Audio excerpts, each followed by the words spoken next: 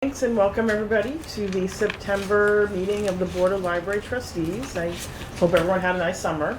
My name is Sharon McLeish and I'm going to be chairing for the year. So here I am with the agenda in front of me. Usually we begin by going through the consent agenda. I don't know if anyone had any questions or wanted to make a motion to approve. I'll move to approve. Second, thank you. All in favor of the consent agenda? I will abstain as I was not here for the Okay. previous meeting. Any one abstention and everyone else in favor? Great.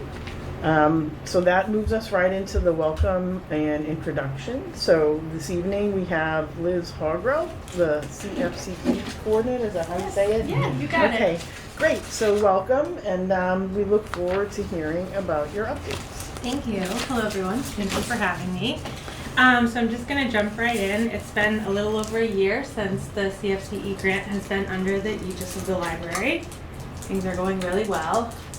You last joined like the second day, I think, of employment for I under did. this umbrella. And I was very nervous, and you were very kind, so I appreciated that. So I wanted to share like a couple of updates that CFCE has had happen since we've kind of had some time to like really merge into the library system. The wonderful James in the tech services department, he was able to put on the library website. He helped me build like a CFCE like offset on the library website, and he put like a little checkbox so that if somebody would like to receive my monthly newsletter, it helped a lot with visibility. And we went from March having 405 families receive the newsletter, and we have 2,039 families. That's exploded since we spoke like a week ago. Yeah, it Wow. just keeps growing. And I think that the big thing with CFCE is we wanted to always make sure that the programming is known to everyone in the community and not just for this like isolated group of people that know about it and take advantage of it. So that's been really exciting. We've had new families, we've had a lot more families participating in the programming and then receiving the services, and that's been really great. Kate encouraged me to present with her at the MLA conference in the spring. Woo! Not a great public speaker, but she was super supportive. Our presentation was Building Bridges, CFCE and Library Collaboration. And it went really well. Yeah, it was my first library conference, so it was a great presentation and very well received, so that was good. I wonder for the audience if you could just say what the department Sure. is, just to give a quick Of overview. course, yep. Quick. So CFCE stands for Coordinated Family Community Engagement. It's a grant which is administered by the Department of Early Education and Care. And it's meant to service families in Norwood with children ages 0 to 6. A big part of the work that we do are parent and child play groups. We have the Poirier Village Center, which is like a little schoolhouse over on Roosevelt Ave. And with the library support, actually, we went from offering 2 play groups a week, and now starting in the fall, we're going to have 4. So almost every morning of the week, it's like a little preschool experience, and it's all of the services are of no cost. And I was just saying to Kate downstairs, we're full, so that was great. Yeah, we have waiting lists, which is awesome. That's also the majority. novel. You were presenting at the conference, and people are interested because we were the first public library We were. to administer CFCE as a program. It's in every community across the Commonwealth. Yes. And they were a little nervous about They working with were. the library, not the school system or the other people they work with. Yeah, and like their big concern was that like CFCE not just get absorbed into the library as like, oh, this is just a music class that like they ask that like when you're advertising the programming that you like clearly designated that it's like programming that's supported by the Department of Early Education and Care, and that's how they just justify. And in every town, the CFCEs look different. They're even called different things, but there are throughout the state of Massachusetts. I think there are like 500 CFCE chapters. So, but ours is unique in that it just services Norwood. I was meeting with the coordinator in Walpole, and her CFCE services like Walpole and then like 12 other towns. So yeah, they're all different, and with the goal being to kind of, and this actually brings me to the next thing, with the goal being to like put eyes on children before they enter the school system. I am a preschool teacher, and I have training in like developmental assessments. So one of the developmental assessments that CFCE encourages that we offer for free to the community is called the ASQ. It's Ages and Stages questionnaire. So it was Kate's idea, like, hey, why don't we try to just offer this every Friday. I go down into the children's programming room. We say like, 10 to 12, anyone can stop by. I'll entertain your child, and you can take the 10 minutes to do the screening for their child, and then it gives me an opportunity to have like a follow-up conversation, and if there are any developmental areas that might need eyes on it. So that's another thing that we've started. We're running it alongside the programming schedule, so we'll pick that back up end of September. And then the last thing I wanted to talk about, which I have a visual aid, which is always fun, is with the help of Lydia in tech services and then her team, Nicole and Kate and Patty, we were able to shift a passive program that I do to a more sustainable model.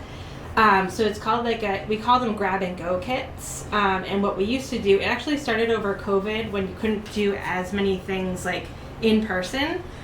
So our CFCE started to offer like a book and then some activities to do with the book. Before we were with the library, we would just buy all the books, and then the family would get to keep the book and the activities. But like if you already had the book, you didn't, or maybe like it was duplicative, and they would say like, what do I do with the book after? And so Lydia helped us to figure out a way to order books that are of the library. She designed, here I'll show you, helped us design like a label. So it says PVC, which is the Poirier Village Center. We ordered, 250 books. So we ordered roughly 20 copies of 12 different books. And now instead of the families like taking the book home and then that's the end of that, every month we can check out 20 copies of the same book, and I create activities to go along with the book.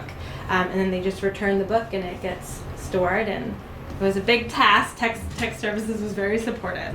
But this is just an example. So our September grab and go, everybody gets a bag. And on the back it tells you like what the activities are. The book for September was A Day at School with the Very Hungry Caterpillar. Kate had purchased this, I think it's super cool. It's a PLA calendar. So it's an activity for every day of the week. And then like one of the activities this month was like, I got different characters from the Very Hungry Caterpillar, and it's a lacing activity. There are other ones in here. And that initially, I think we met some resistance in that, we don't get to keep the book. And now we have waiting lists for this program as well. So yeah, it's really great. So that's been, and now like we can offer this like every year, and different families can take advantage of it. And maybe eventually we might order like 20 copies of a new book and have like a new grab and go. But we have enough for every month of this year. So Nice. yeah, so that's what's been going on. Yep. Fantastic. Yes. One short comment and then one larger question. Sure. Short comment is, I spent most of my career around engineers. You say PVC to them and they think polyvinyl. I know. A lot of letters too. Everyone's always like CFCE, EEC, PVC. It's got to be something, Yeah. complex ESI. molecule. Yes. The question I have is, you've obviously got a well-designed, carefully monitored program. with a lot of good statistics on participation. Yes. Have you started thinking about ways that you can get measures of the effect of the program? Like if you had a sort of a control group of volunteers from the rest of the students, see how they do on certain things you are hoping are done better after having the CFCE experience. I love that. Yeah. So the Department of Early Education and Care requires that, in addition to requiring registration, which is different, that's how they track. That's how they justify the grant funding, is how many people participated in the program. We do like a quality survey for every program that they attend. We get a lot of feedback, and 99% of the time it's good, and then, you know, sometimes we get some feedback which helps us to kind of redevelop and rethink how we're operating. That's excellent. Have you got any examples of what gets asked on the quality surveys? Oh, yeah. So it might say, like, as a result of attending this program, do you read to your child more often? As a result of attending this program, we use a reading system called like dialogic reading, which is kind of like if you're reading to a child, you're engaging them in the experience, you know, like asking questions about the book. So they'll say, like, you know, do you understand dialogic reading, and might you do this with your child? Those are like some of the questions. There's also the traditional, like, how do you rate this program 1 through 5? Sure. Yeah. I think that's outstanding. And I'm thinking if you take the first group that's large enough to be meaningful, do a write-up on comparisons, Yeah. you'll get a lot more demands from state organizations to come tell us what you're doing and how it's going so well. Yeah, I appreciate that feedback. Yeah, they always say, like, that the data, and the nice thing about the ages and stages is, like, the parent can be assured that the information is confidential. It doesn't go to any database. Mhm. However, they do track, like, oh, in the town of Norwood, how many ASQs were completed in the month of September. We report that data. So, yeah, data is, you know, it's definitely important. It's great. Yeah. Thanks, John. Thank you. Great. It's amazing to see the growth, and thanks for all the hard work. I think it's a testament to, you know, all the efforts across the whole team to be so successful and have a waiting list. So Yeah, thank you. it's awesome to hear. It's been exciting for me. Yeah. You'll hear a little bit as we talk about some of the annual statistics, but the work that you've brought, Liz, and you know, partnership with Kate and Lydia and everybody that you mentioned, really has done wonders for our service to the very youngest members of our community. And knowing just the difference that's going to have in lives it's profound. These are a lot of little people that will, you know, hopefully we all wish them all the best. Yeah. And this is the best kind of send off, that, you know, the best way we can prepare them. So it's really important, and you're doing a great job. So thank you. Start 'em early. Yeah, you gotta get to them early. It's That's right.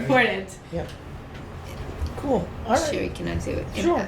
you know, the first time we met you, your optimism was, you know, and your eagerness and your enthusiasm about the program was so inspiring. And you still have that a Yeah, year later. it's exciting for And me. yes, and you had so much to do during that year, and you set your goals, and you've been meeting them right across with very little staff, I might add. You know, I mean, you know. But you it had- has been, like, nice to have, like, I think we talked about this last time, just like the support of a team. Right. You know, and that's, Yeah. I think, what's really been, like, helping the programming to grow, because it's not meant to be done in isolation, you Right. know, especially early childhood. Like, even in a preschool classroom, there's never just one teacher. Mhm. You need more hands. Yeah. The more the merrier. Always. Yeah. Yeah, and an enthusiastic and dedicated leader. Thank you. Yeah. So I thank love you. the work. Thank you so much. Great. So now we're going to go to updates from Clayton. Great. I've got a few things to share that weren't in the packet. One, I just got from Town Hall today, a request for sending letters to officials about Norwood Hospital. If you'd like to see more, it may fall completely outside of our agenda, but it just landed on my desk today. Definitely more related to the work that we're doing here. I got an email from a reporter saying, oh, it got published Today, and also sitting on my desk at the same time I got this, was the latest of American Libraries magazine, the September-October edition, which goes to staff all across the country. One of the highlighted articles on the front page is books by bots, and I'm quoted a couple times in the article, which is kind of sweet. Congratulations. That was neat. That's neat. So that was fun to see. I will be including the article. I do have a PDF that I'll put in the packet next month. Okay. A little teaser. That was just landed on my desk today. That was really kind of fun. There's some exciting other things in the agenda. Looking forward to speaking. I leave on Sunday to go to New Mexico for the Association for Rural and Small Libraries, where I'll be speaking with the director of the Oaks Bluff Library. We have a program together. We'll be speaking a week from Friday. So, and we're doing the same thing at NELA, and a few weeks after that, which will be in Newport this year. So, Nice. yeah. And what's the NELA stand for? That's the New England Library Association. Other announcements that are happening here. We had a great time at Norwood Day last Saturday. There was a huge turnout. We recorded over 500 contacts with people coming by to see us. And I'm sure it was way more. It was a popular place to be. It's a really fun day. Long line Yeah. for henna, and it was your first time at our table. Yes, it was fun. Not overstimulating at all. Oh, Not at all. Yeah, I'll take care. Where was the library booth located this year? Same as years past. As close as you can get to the library, like right on Washington Street there. They put the library right near the performance stage, which keeps us entertained for the entire day. We're always like, can you hear me? I didn't come prepared with all the flyers. Heath right now is doing a fun program, or an informative program from the Be Media-Wise curriculum. It's been a series. Today is a program all about identifying AI-generated content. And we did a survey. Heath really directed a survey of our staff to see which of the programs would be most interested, if there would be staff interest in doing a similar kind of training, but geared slightly differently than what they're doing for the public. And there was significant interest in staff, so we're actually in October and in November, we're going to be doing first two of the different ones, including a rerun of the one that Heath is doing this evening. So it's very exciting, and I've talked to town HR and said, look, this is, invited the head of town HR, Lisa, to come over and see those, and if they're interested in providing this as a resource to other just town staff, that's on the table. So we'll see if that develops. But that's happening concurrently to what we're doing right now. So, Great. yeah, those are really some highlights. And Friends of the Library, George, Yeah, any updates? yeah, they have their first meeting of the season tomorrow, actually, but they'll start on their path down fundraising road. So I'm sure they'll be planning for the fall book sale, and then I know they have some other things that were being thrown around over the summer. So we'll have a full report next month. Everyone's getting started. So people may have noticed it's a slightly slimmed down agenda, or you may not have noticed that. But one of the things that we did this year, Clayton and I and George kind of got together. Sometimes we would have items, but we wouldn't really have anything to talk about. So we're trying to be more focused on when there's specific issues related to updates and reports. We sort of used to list a lot of reports, but never had too many. If we had an update, we'd talk about it. So it's a little tighter in the sense that Clayton's going to provide highlights, which he did. Mm-hmm. And then if you have any questions beyond that you want to discuss or anything you'd like to raise, certainly please do ask and bring it up. But the effort was to make sure that we're moving along and we're focused on things that are actually actionable. Mm-hmm. So. Next is correspondence. And there is some correspondence in the packet. The longest piece is the piece that's in the 70 pages of the bill that's obviously under consideration right now. There'll be a piece of correspondence the next, as you've been reading along, as we've been watching what happens at the federal level with funding. Just last week, there was one piece of correspondence that again, I'll share, but I don't want to wait until we meet next month to share, because it's rather encouraging. Both the House and the Senate, the federal House and Senate, have passed in their budgets, have included a lot of funding for all of the state funding for library services. So if that is what actually comes to be approved, we should actually see return of some of the services that were cut with the original budgets. So they still are encouraging people to reach out and express support, even to our representatives from Massachusetts who have been very supportive. But it's very helpful for them to know that they have that their support is meaningful and appreciated by us here and across the country. So fingers crossed that will come, and we'll see some restoration of some of the electronic resources that were cut. You may have seen the article in the record that was included in the course, or in the publicity piece, where we talked about the impacts that have been here, specifically to some of the more marginalized members of our community, some language learners. It's been a service, as I talked about there, to the English language learners, who, when we can't pair them with a tutor right away, we've been directing people to transparent languages, and that was one of the statewide resources that was cut. So I'm hopeful, fingers crossed, that we can see that returned this fall. Okay, and no time frame on that really. It's just sort of waiting and see when they move on it. Yeah, exactly. I mean, the end of their fiscal year is the end of September. Okay. And then there's obviously if the budget's reinstated, will there be people to administer that budget? Yeah. There's a lot of uncertainty still. Could I, sure. Yeah. Can I just, to get back to that, is it, and it took up a lot of room on the, In in the packet was that bill, and then, what was that bill? So I tried my best to read it, I tried to, after a while, I realized I was just, the only thing I really could get from it was the prepositions. I was just like, I cannot make head and tails of what I'm reading here.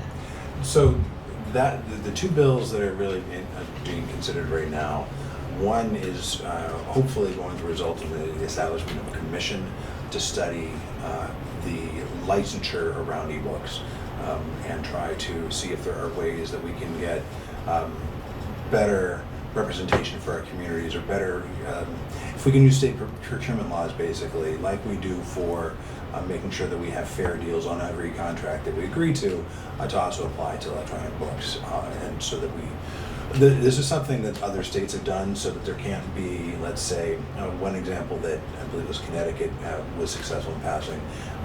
Their law said that you couldn't have a license that was both time-bound and a number of circulations at the same time concurrent. You could do one or the other. This bill is not, it's more complicated because it's not being prescriptive in what the answer will be, but it's just trying to establish that commission, what the members of that commission would be. The other bill is freedom to read, and trying to make sure that there are protections for librarians and educators, so that when we, in the course of our duties, as long as we're following collection development policies and providing materials to children specifically, that people who are following those guidelines do not have to worry about their jobs being at risk because of the work that they're doing in the course of it. There have been motions in other states to levy penalties against people who are sharing materials that they object to with children. So it's a protective measure. So those bills were not geared to the House or the Senate. They're geared towards both of them? There's typically mirror bills, so they have Okay. one in each chamber. Okay, because the article ahead of it was written, this is House bill and this is Senate bill, and then I was saying, maybe this is the House bill and this is the Senate bill. I can't. It is a little bit, it can be challenging to wade through. Yeah. Okay. I hope somebody else had a hard time reading it. It wasn't just I always have a hard time. It's very- reading, very yeah. wordy. well, You did not suffer alone, Marguerite. Thank you. Yeah. Plain language adoption is sadly not being taken up You as quickly as probably- possible. You're probably used to reading. Unfortunately, sort of, but not, still prefer it to be simpler and plainer speaking. Yeah, Yeah. yeah. Yeah, I mean, I wish at the very least they would give a bullet point at the beginning. You Summary. can have the legalese, but just give me a Yeah. bullet point. Yeah, I was waiting for a summary. I go, okay, well, I'll read this, and then at the end they'll say, refer to this in the summary. I was like, where's the Where's summary? the summary? Okay. No cliff notes. But you tried. You gave it your best. After a while. No.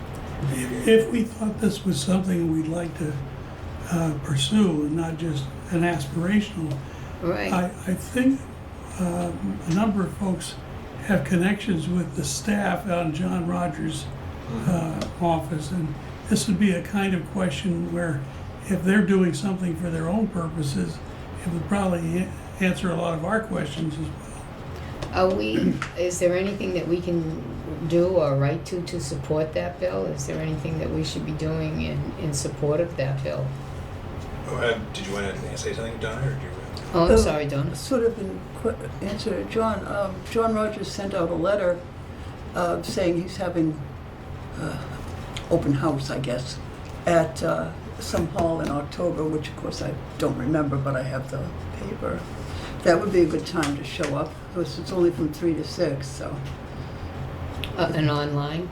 No, at some place in, I think in the town hall, one of the rooms there or something. I think you can always call, write, or email his office as well, and you should ask questions or give opinions and support the bills. Right now, it's in the Ways and Means Committee, so if you know anyone on the Ways and Means Committee or have any relationships there, ask them to explain and tell them that you support. You know, it's really, we want to get the most, we want to get professionals who understand the ins and outs of this to make some recommendations to the state of what we can do to protect communities and access to materials, written materials specifically, under the, just freedom of information. And then how do we make sure that people are providing information are not at professional risk because of their jobs in their nature. Thank you. That's the way to sum it, and to address those concerns right now to members of the Ways and Means Committee, I think would be the most effective. All right, if I get an answer I understand, I'll let you know. And one that I can. And maybe I can take a crack at writing a summary too and helping with some points to send That'd around. be great. Sure. Thanks. Okay. Are we anything else on? If Peter had any questions about any of the correspondence, I'm happy to talk about them. There was some praise, of course, in there, which is always fun to share. I can pull it up. I don't need to either. Yeah, I think we're ready to go into old business. Okay. If you're ready. Old business, selection of officers and appointment of subcommittees. So I thought we already did officers because I'm now chairing the. Well, no, Oh, no. we We have did to. one officer. We That did would one. be you. Okay. Vice I'm done. chair. No. So. But if you can't make a meeting, No. we are headless. Yeah. So, Chopped right off. So I would like to make a motion about the vice chair. Okay. I would like to nominate Sarah Big for vice chair. Second, All in favor? Discussion? We have discussion. and possible other nominations. Oh, no, the nominations. Okay. So, any, you said second, you're ready to do Well, that? John second. John second, rather. So, any questions or comments or alternatives? Do you want to do it, Sarah? Yeah. I would be willing to do it. Yes. Okay. It'd be good to know if she wanted to do it. Okay. So that's really the biggest question, and we, want to make it available. Make sure you're available and ready to do it, and folks are, accepting of that. So, if everyone is ready to vote, then we can take a vote. Okay. All those in favor of Sarah as vice chair? Okay. No opposed. Okay. And then from subcommittees, we have the personnel subcommittee, the financial, and the ad hoc. Correct. So I think a lot of us have been on a lot of committees already, but I haven't been on personnel before. I think I've done the financial and ad hoc. I don't know if anyone has any particular interest in the committee they'd like to serve on. You could certainly start there. If anyone wanted to say. I like the financial committee, but when I first was on committees, it seemed like whatever committee I got on didn't do anything. never met, you know. Okay. But now I've been on a committee that's meeting, but I like to be on 2 committees just so that I Okay. can. But I see your point of being on personnel because it's nice to know what's going on. Yep, and so we could go around and people just say what they're interested in. We could sort it out that way, or because I don't have any strong opinions about the committees I'm on. I don't know if you, but if you do, let's get it out there and duke it out. No. So you're interested in Well, personnel, personnel and financial. yeah. Marguerite, did you have any preferences? I prefer to stay on finance. Okay. Yep. And is it generally two, at least two? At least two. At least two, so potentially 2 for finance. Is there another committee of Any interest? other one that's Okay. needed. Okay. I'll fill any Okay. other spot that's needed.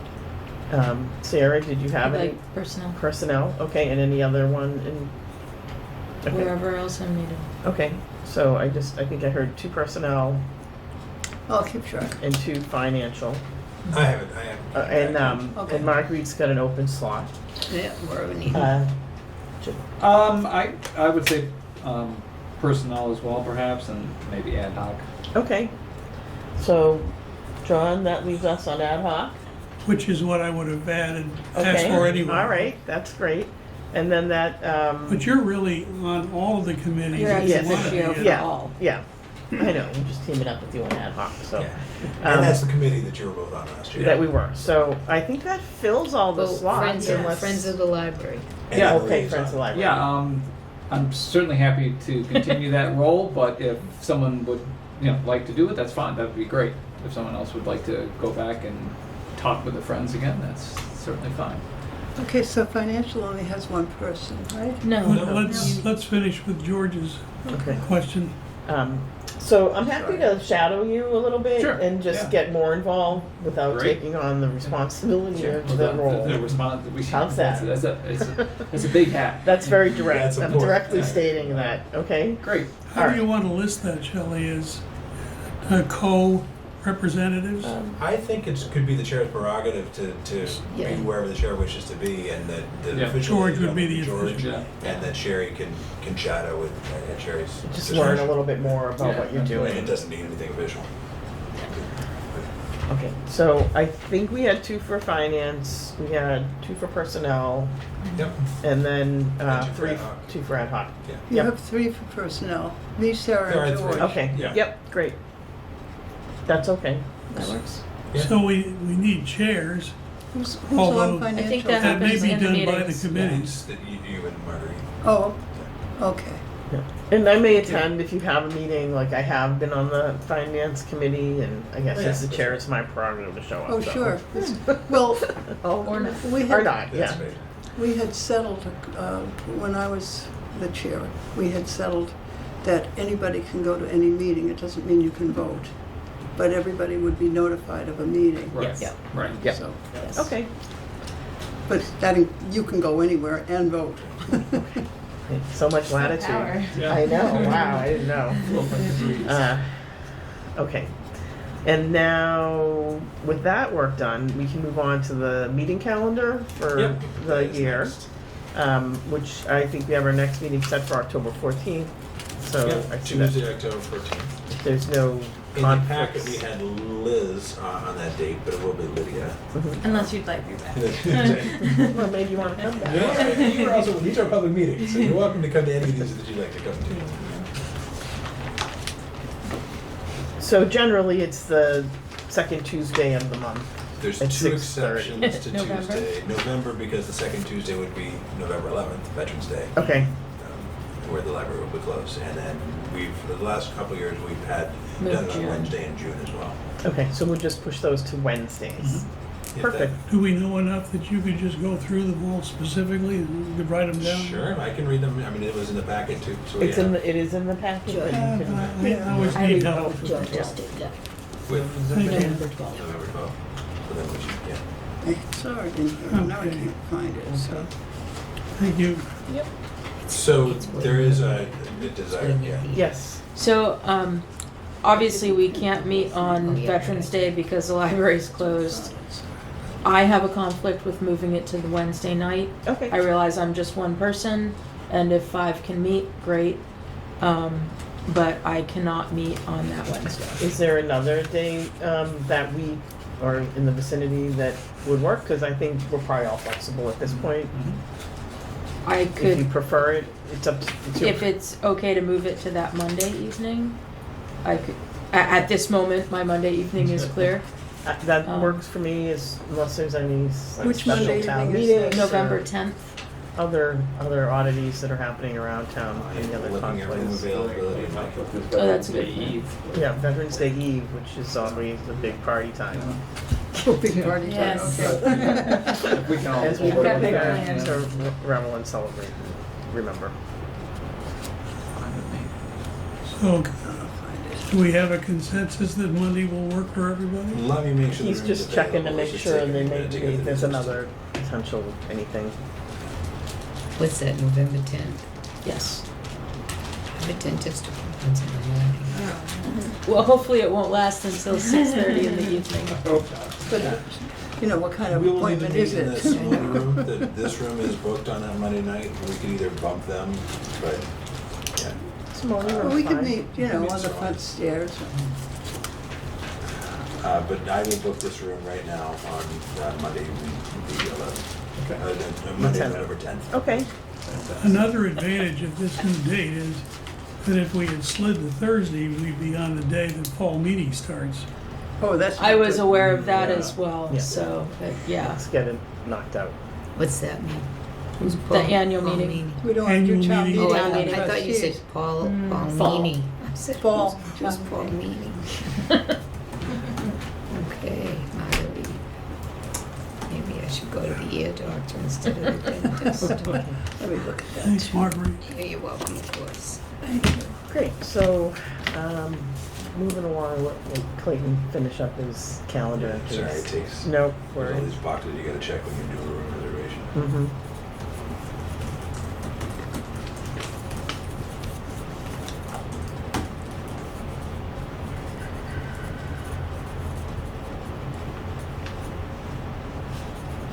All right, it's now public on our calendar.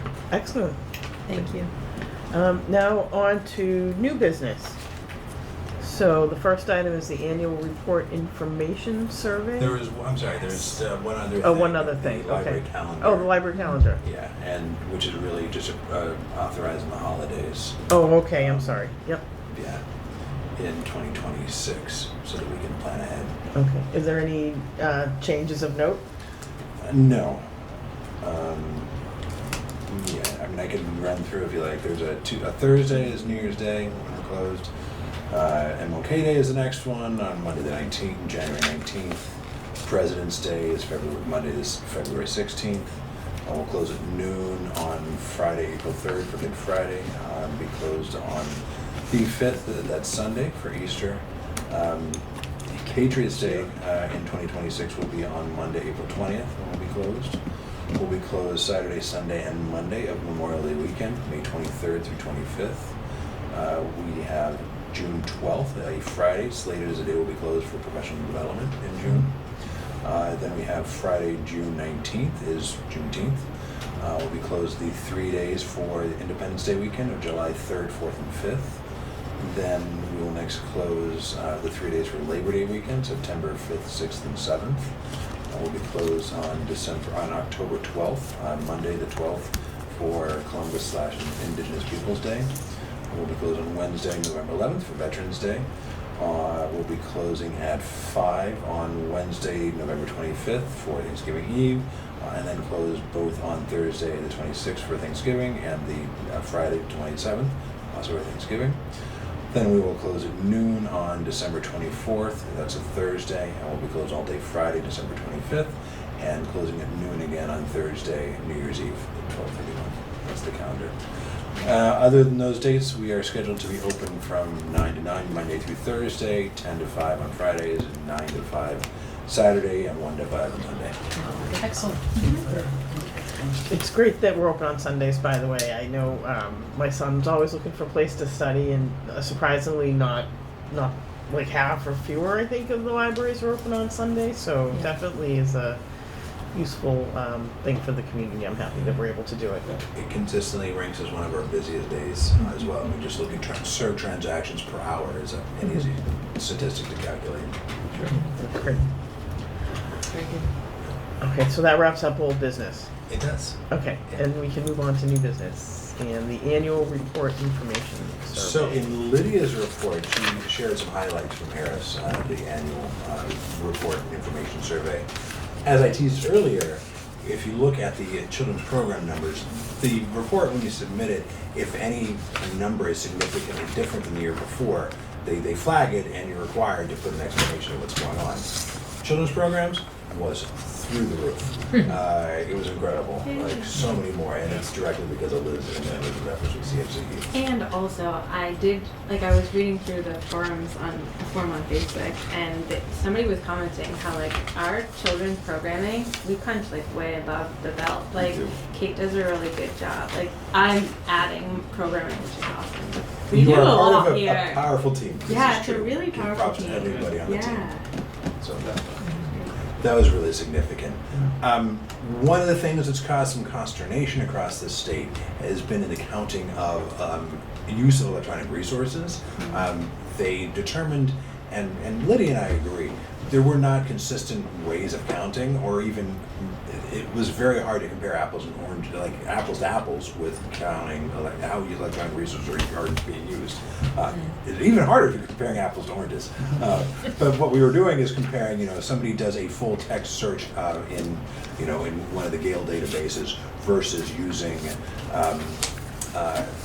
consumer reports. It's a very different kind of information seeking across the different types of electronic resources. If you count the number of searches, well, that could be good, or it could be that somebody has to execute a whole lot of searches to get anything they're looking for before they find anything that's useful. And so giving ourselves credit for, we had all these searches executed, but they found nothing. Well, that's not something we should talk about or be proud of. Can't you also have one search that scoops in a whole lot of topics? Yeah, some of them do have meta searches, exactly. Yeah, So it was a very complicated field that those of us who have really been embedded with the numbers and dug through were like, this doesn't really mean what people think it means. So it looks in some ways that some of the numbers are down this year as well, but that's because they're not counting that way either. There was also inconsistency in the way people were even counting some of the electronic resources. So like in Libby, we can count every individual title, but then sometimes you buy a collection, and then you get Hoopla, which has thousands and over 1 million titles in it, but you only have to pay for the ones that people access. So it counts as just one because it's the Hoopla is the resource. It just doesn't add up like the physical world does. So those are kind of the big takeaways from ARIS this year, with some discrepancies about how we count some things and amazing work from children's and early literacy. So, Sherry, if somebody is looking for something, and they are going down this rabbit hole and go, no, that's not what I'm looking for, you don't count that? Oh, and we will count, but sometimes if we're saying, it's great that we had so much use of this resource because it was searched so many times. More is not always better, is what I'm trying to say. Like if you have to execute 12 searches to get what you want, whereas if we could give you a better search interface, you can find it in 2 searches. You'd much rather have it in 2 searches than 12. Right, but sometimes people don't really know what they're looking for until they find it. So sure, that's exactly. the people that are looking for it, not really it's not the search engine so much as it is the person that's trying to find it. So you're penalizing the hunt instead of the hunter.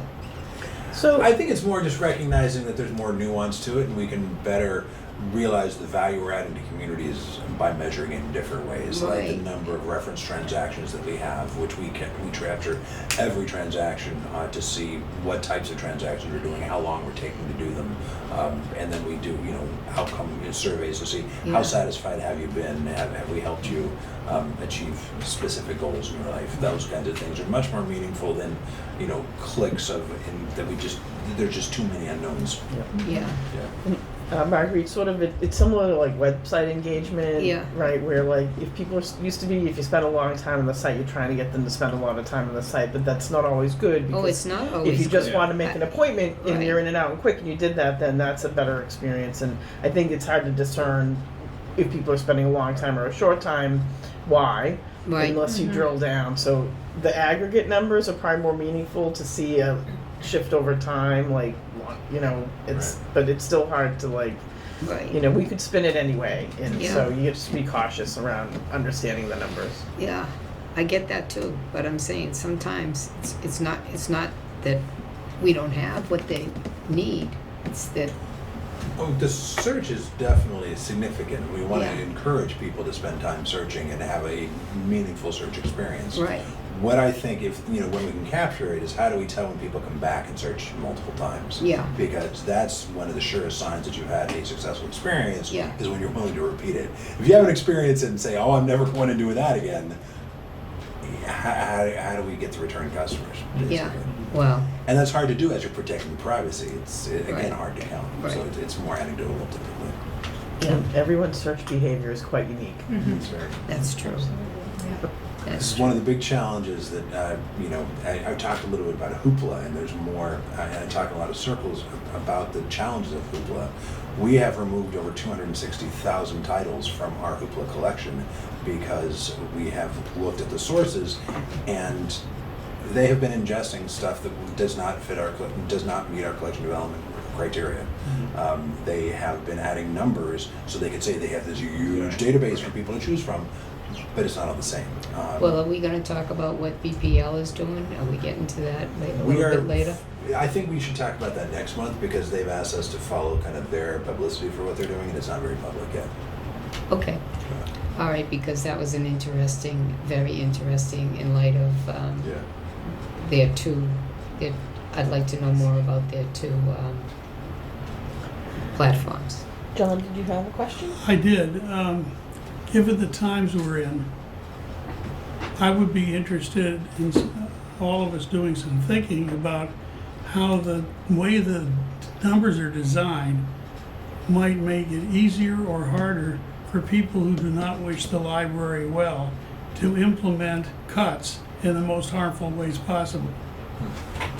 And I have nothing to suggest as an example, just that I think this is the year where we need to be sensitive to those sort of things more than we ever have been before.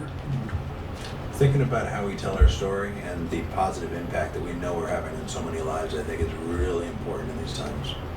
Right. And not providing fodder for people who wish to, you know, to interpret something in a way that we frankly just don't see it the same way. And if they have ill intent, we should be mindful of that for sure. Yeah. Yeah. All right, so the next item is actually pretty exciting.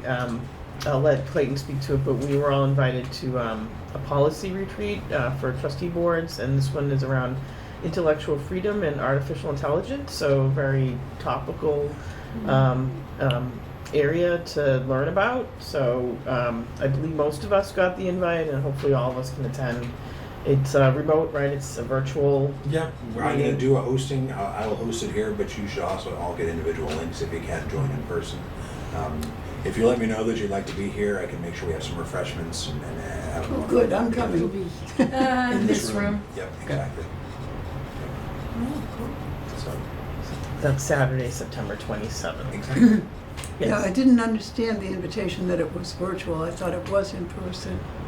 Yeah, we will be we'll be watching a screen for this training. Yeah. All right. And just to remind us, who is it? Do you know who presents it? I know there's a number of people.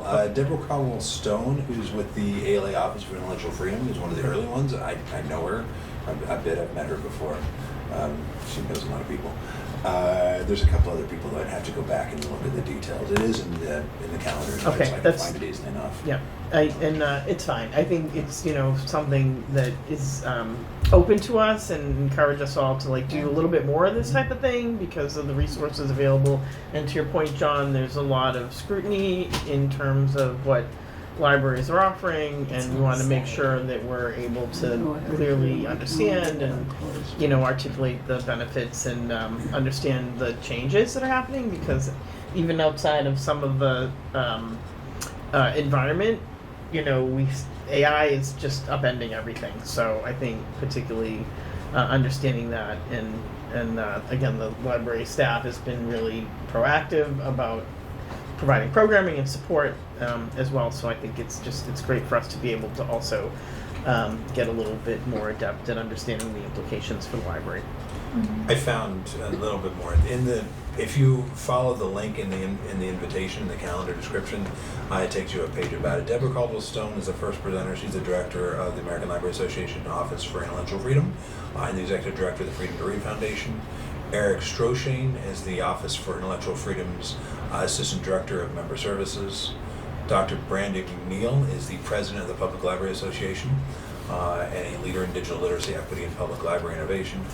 And the three of them are the leaders that will be spending So time with. heavy hitters. Mm-hmm. Yes. Like Donna, I thought this was an in-person meeting. And that makes me wonder what else I don't know I should be asking you about. Could you make sure that we've each recently gotten a packet that has the how to sign on and when to do this and when to do that? That would be great. John, I'm going to come here. Yeah, you're welcome to come. can and be here. We can. Yeah, it's just I don't want to feel like I have to. That's That's right. yeah. Oh, okay. I will make sure you have those. I don't believe I have those details yet myself. I'll get the actual login details when we get closer to the date. Yep. But I will certainly make sure that's available so you have options. Thanks. You're welcome. Okay. So looking forward to that. And then, Clayton, I don't know if you want to talk about the plan to get some electric vehicle charging stations. Yeah, I mean, that's really nearby. outside of the purview of the board, but I just wanted to make sure everybody's aware and had an opportunity. I actually just today got from Commonwealth Electrical Technologies, their quote that they're going to be using a grant to put in charging stations. They're looking at 4 charging stations. There's a map actually in the packet so you can see. But it's on Beacon Street, on the right on the street. There'll be 2 different poles with charge point stations on them, and it will be for the 4 stations that have to be reserved for electronic charging for at least 12 hours a day. So if there are people looking for the parking, that's the only potential negative impact, is if people are looking for parking adjacent to the library and aren't looking to charge their vehicle, it will be unavailable to them during the 12 hours, at least 12 hours during the middle of the day. It also means that if we start getting a lot of people coming in and there's a queue building up, it's extending out of those spaces into other parts of the parking lot, that'd be a problem. Yeah, we do have other charging stations in town and haven't witnessed that or experienced that. So there are other charge point locations in Norwood. One is over at the post office, one is over behind Town Hall. I have never seen all of them occupied at the same time. I wouldn't expect them to be right now, but it's a question of whether at some point electric vehicles are going to take off. And this is a ripple effect we eventually might find ourselves wanting to think about. I will address it from the standpoint that the charge point is a level 2 charger, which is not a fast charge. It is typically, depending on how hot it is outside, in the winter it's a lot slower, but it's typically only adding 15 to 20 miles per hour onto a car. So it would not be someone's ideal choice if they really needed to top up quickly to then move on somewhere else. It's more of an intermediate type thing, or a low expense benefit of choosing to do something while you're at the post office or while you're possibly at a service at one of the churches there near the corner.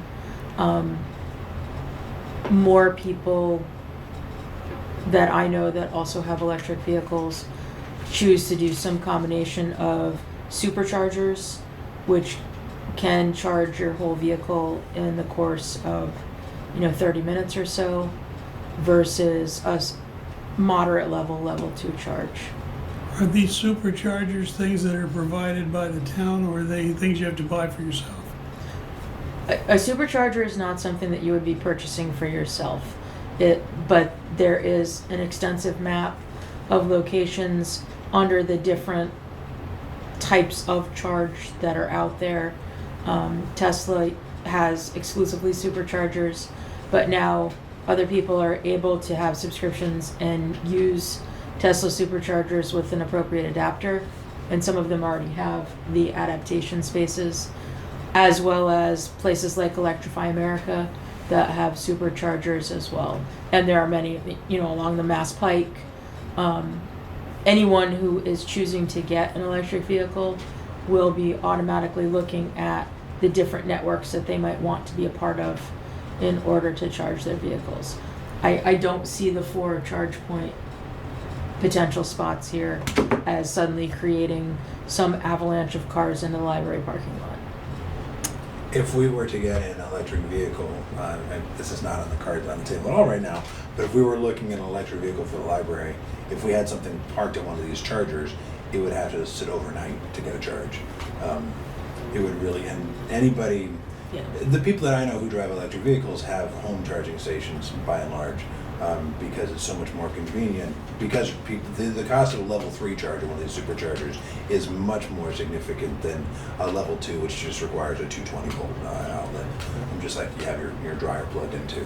So that's what they're looking at pulling off the poles here, is that 220 level. And it's something that you could appreciate and top off, or get a little something to get you home if you realize you're out and about, but your battery was getting really low. It's not something that anybody's going to use. I would be very surprised if anybody tried to use it for regular charging. It would be time prohibitive. Hopefully enough publicity for people that have EVs and that are coming to the library, use those spaces. Exactly. Fill those up first, right? That's right. And then we can offload them from the regular lot, make sure top they off. get, Every city in town has them, Well, the Norwood Light also has a couple spots over there. Yeah. And they're part of this process. They're at these meetings as we've been considering this, and we'll be doing some infrastructure adjustments with, some modifications just to the junction box to make sure that they have the electricity that's required by these stations. Oh, the hospital will have them, and they, There may be, as they're looking at, how it's going to impact, there may be a slight cut into the lawn, just to make sure that the sidewalk is wide enough. So there may be a slight impact on library property with this installation. So that is really the main thing to be mindful of, is it changes that intersection between the sidewalk and the grass. that's still, So maybe- that's still town property though. The sidewalks are town property, so Right. that's still town property. And it's not going to touch the building or come Yeah. close. Okay. Great. Well, thanks for bringing that to our attention and educating us, Sarah, on the variety of charging Yeah. Thank you. for EVs. I'm taking it you own one. Are you? Yeah. Well, we just, at our house, we only have regular outlet charging, so it's level 1. So it's Okay. about 5 miles per hour. So we get creative. Okay. Ah. Just dare to dream, Sarah, someday. Be outside the library. Okay. Spend some time. Yes, John. First of all, thanks to those who know so much more than I do for indicating how much is already well known. I immediately go to, how do we make this available and known to our community? And if there's a way to put it up on the website, basic facts like you would, but then also see what anybody else who's got more direct responsibility, like the light department, might be doing the same thing, so that there's consistency and typical questions are being answered. What do you mean by consistency with the light department? Oh, just if more than one department decides it would be helpful to their constituents to have some basic facts, Okay. it would be problematic if some other department with the same noble goal in mind is putting up different facts, or is just phrasing them differently, so it's hard to see that they're really the same. Yeah. I know that as a ChargePoint user, that I can go into the ChargePoint app, which is how you connect to the unit anyway. And when I ask for ChargePoint locations near me, it will show me the map. It will show me that there's charge spots over at Norwood Light. It will show me that there are spots at Town Hall. It will show me the spots at the library, at the post office. It will show me the spots over at Big Y in Norwood. And it will tell me whether they're available or not right then. So anyone who is already part of the network will already be seeing that. Adding it to the website and stuff like that will be just kind of an extra on top of that. That's good to know too. But I'm thinking of things that for the people who are contemplating buying their first EV, you know, to get a sense of what they're getting into and what nobody might have taken responsibility to tell them about. Just a few basic facts like that from your old friend, the library.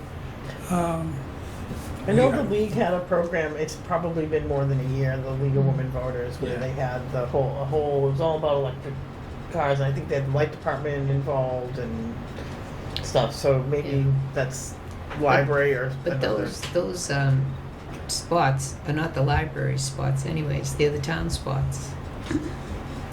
I had actually moved off of the 4 spots that we're installing onto the larger question of how do we tell people who come to the library things they want to know?